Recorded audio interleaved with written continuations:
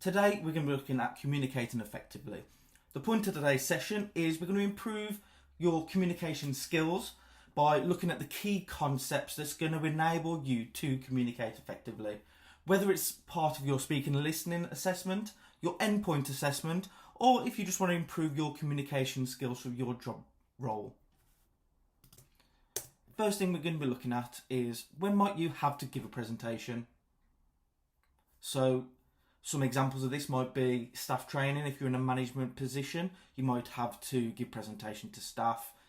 It might be as part of meetings or projects wherever you may work, or even, like I've just said, as part of your endpoint assessment for one of your qualifications.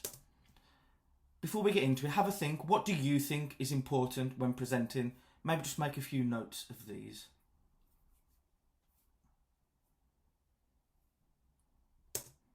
Okay, so the 5 characteristics of effective communication. So this needs to be clear. Whatever you're saying needs to be clear and easy to understand, not confusing or ambiguous. So what you're saying isn't going to get misconstrued with anything else. It needs to be complete. You need to be able to give all of the information, all the data necessary to understand the topic or the issue that you're talking about. There's nothing worse than watching a presentation or listening to someone give a presentation and they don't quite know what they're talking about. The next one is concise. So say it in as few words as possible. You don't want to waffle. When people start waffling on, you lose concentration and you start looking out the window. What you need to be saying also needs to be correct. So not only does what you're talking about need to be correct and factual, but also the grammar, the punctuation, the spelling and the sentence structure. Again, there's nothing worse than watching a presentation and noticing a spelling mistake. Your concentration just goes to that and you end up just thinking about it. If they don't know how to put sentences together, then you sort of start thinking, do they actually know what they're talking about? And the last one is courteous. So you need to recognise the needs of your audience. Okay, the use of language and layout needs to be adapted to the audience and their situation. And use inclusive language like we and us.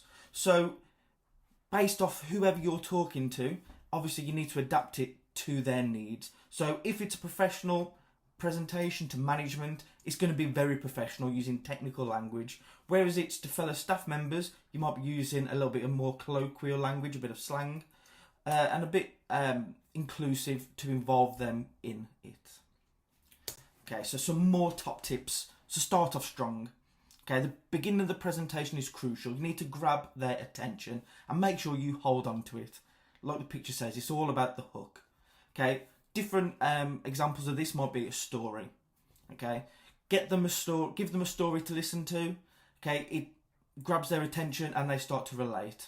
Maybe some hard-hitting facts to get them thinking, or an attention-grabbing image. Obviously needs to all relate to what you're talking about. So for example here, is coronavirus doing more damage to the planet than we think? So straight away, we're looking at this image and we're thinking, oh, well, we didn't realise that all these masks are actually going into the sea and polluting our oceans. So straight away, it's getting us thinking about different scenarios to do with the topic. Another top tip, like we said, is tell stories. Humans are programmed to respond to stories.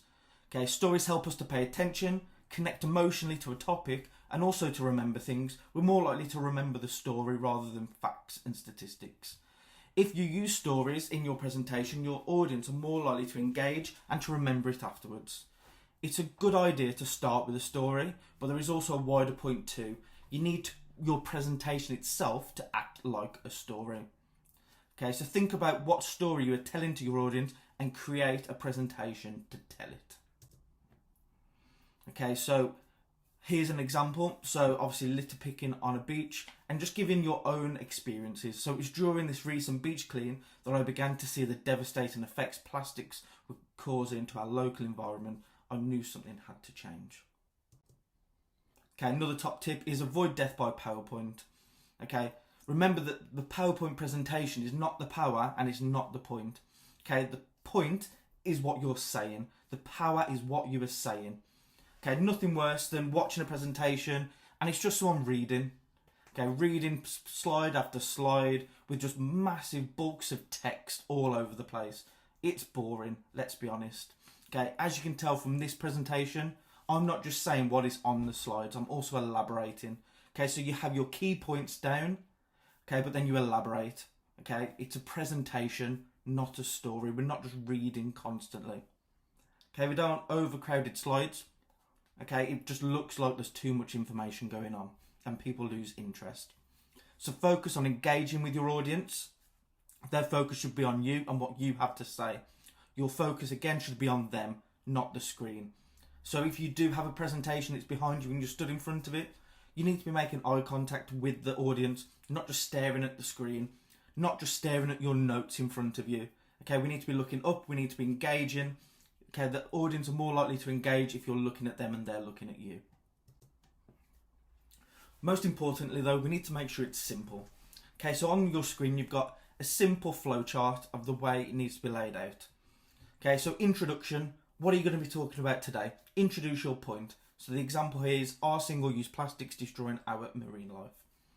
Okay, next, arguments for everyday life. So this is where you back up your thoughts and opinions. Get some statistics, get some examples, get it all in there.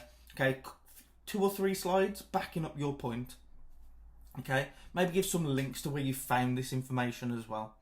Okay, so the statistics here, 50% of the world's turtle population are dying due to pollution. Okay, it takes 1.5 billion to degrade a plastic bottle in the environment. Then we move on to the opposing statements. The reason for this is we don't want it to be biased. We don't want it just to be from one point of view. We want the audience to see both points of view and then they can make up their own points of view. Okay, we don't want it to be biased just from that one side. And then lastly, conclusion. So concluding statements. Okay, say overall what your point of view is based off the evidence that you have provided. Maybe ask the audience if they have any questions. That's important because you may have missed something. You may have just skipped by something that may not made sense to them. If they have a chance to ask questions, they're more likely to get way more out of it. Okay, some more top tips. So connecting with your audience and help them connect with you and your message. So what's in it for me? Speak to your audience directly. Okay, talking to them, us, we, you, not just they. Okay, relate to them in their day-to-day lives. Okay, maybe try and get some examples of when it's had an effect on you and some experiences that way. Okay, Steve Jobs referred to this as the so what moment. Okay, so ask the audience or your team, so how does this affect our day-to-day life or your day-to-day life? Will these changes affect us? Okay, so you're talking directly to them with this inclusive language. Okay, people have the strongest response to things that directly affect their lives, so leverage this in your presentation. And like we've said before, keep it simple. Less is more. Don't try and cover too much. Keep to your core message. What is the key message or the 3 key points for my audience to take away? Okay, you don't want it to be overcomplicated with 10 different key points. Okay, 3 maximum. 3 seems to be that sweet spot for remembering information. Okay, you should be able to communicate the key messages very briefly. Some experts recommend a 30-second elevator summary.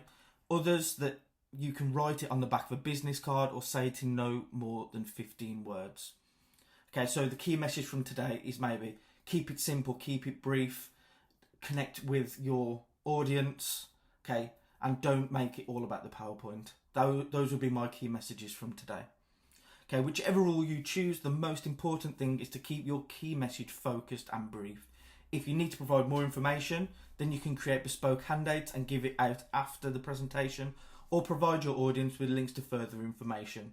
So along with this video today, you can also download this presentation from the SharePoint and extra information if you do want to cover it in a little bit more detail. Okay, here we have an example. So I won't play it all, I'll play about 5 minutes of it. Have a watch. Okay, I want you to be thinking about what this guy has been doing well and where he can improve. Okay, so let's just have a listen.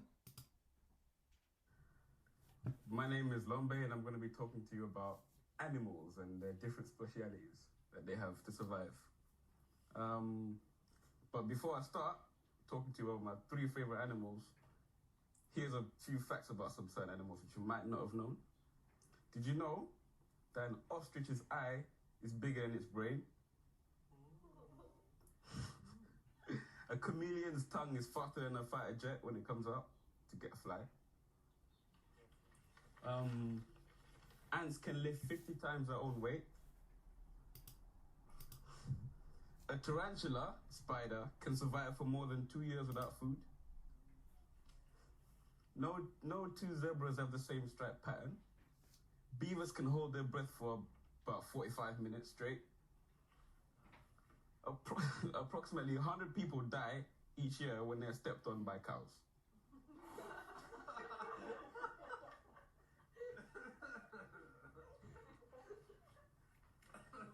Beware. On average, sharks kill 10 humans every year. Owls are the only bird that can see the color blue. Owls. A mouse. A mouse is so small compared to an elephant that an elephant does not even know that a mouse is around. It's like a human to an ant. Just don't know what it's about until you concentrate. And this leads me on to my 3 favorite animals. First animal I'm going to talk to you about is the Komodo dragon, which is a rare lizard which is becoming extinct now. It's a deadly reptile, and it's one of the largest. It is actually the largest lizard on Earth right now, and it is about 2.5 meters long when it's lying on its belly like this. That's 8 foot tall when it's like that, and it weighs about 200 pounds, which is 90 kg. And it has very poor eyesight and hearing, but when it flicks its tongue, like when it does that lizard reptile thing, it picks up scent molecules which can tell the meat that's around in about 1.5 miles away. So if you're within 1.5 miles and it does that with its tongue, it knows where you are, basically. And it's got so much bacteria in its claws and its mouth that one bite could leave you unconscious in 15 minutes, basically. And it's basically a savage and a beast. It eats its own eggs.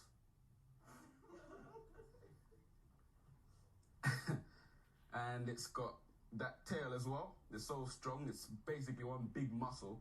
If that tail hits you, you can be in critical condition. The second animal I want to talk to you is about a fish in the water called the mantis shrimp. It's got the fastest punch in the world, basically. It's got the acceleration of a bullet. It's got this thing where it holds its own arm back like that and then releases. And the energy punches through shells and that, so it gets its snails underwater. And usually they've done tests, like when they slow it down on the cameras, they see that there's light and heat produced underneath water. It goes as fast as a bullet. So that's very, very, very, very dangerous. And the last one is the Indonesian mimic octopus, which is basically a coward. Basically, what it does to survive is mimic other animals, other deadly animals to survive. So it knows what predator is what for the prey. So if it sees an animal, underwater animal, which is afraid of a fish with poisonous spikes, it will adjust. It can change colors and change behavior to suit that.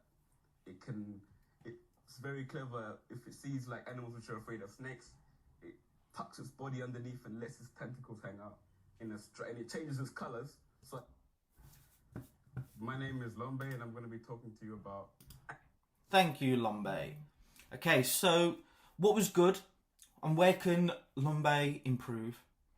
So my personal opinion, very engaging. He obviously knows what he's talking about. He's obviously researched it and he's got some good facts and statistics there. Okay. He came in strong with some hard-hitting and funny statistics about random animals. And then he went into his actual presentation. What I would say for improvement is he kept looking down at his notes rather than looking at the audience. Okay, if people are looking away, looking down at notes, people tend to switch off. Okay, so my advice for him is maybe get this presentation on a projector behind him so he can keep turning back and forth. or maybe just a bit more practice. Okay, maybe hold his notes in front of him so he can just scan up and down. What I wouldn't do is keep looking away. Okay, next you might be part of a discussion.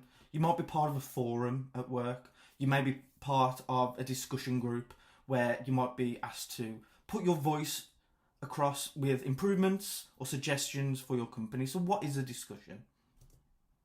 So a discussion is where a bunch of people can come together, voice their opinions, hear what other people have to say. Okay, but what do we hope to achieve? We hope to achieve some form of agreement. So it may be a forum that you want to improve a certain aspect of your company. Okay, everyone has their own opinions on work. Everyone has their own thoughts. Okay, but it's what we want to do is come to a collective agreement.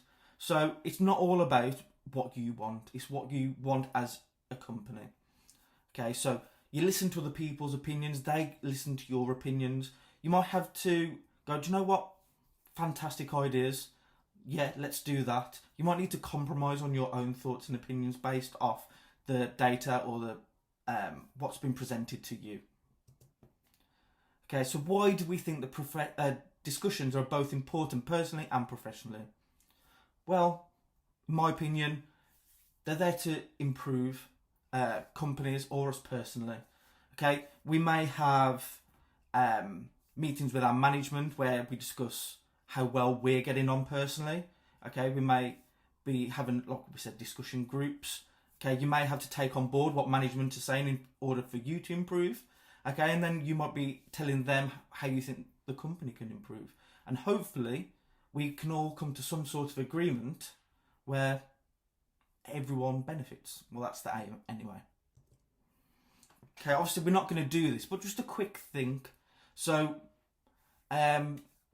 topic here, advantages and disadvantages of working from home. What would you think they are? How could you argue your points effectively?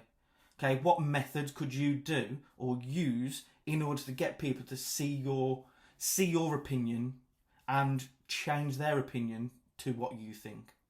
Okay, so it's just have a think about that for a bit.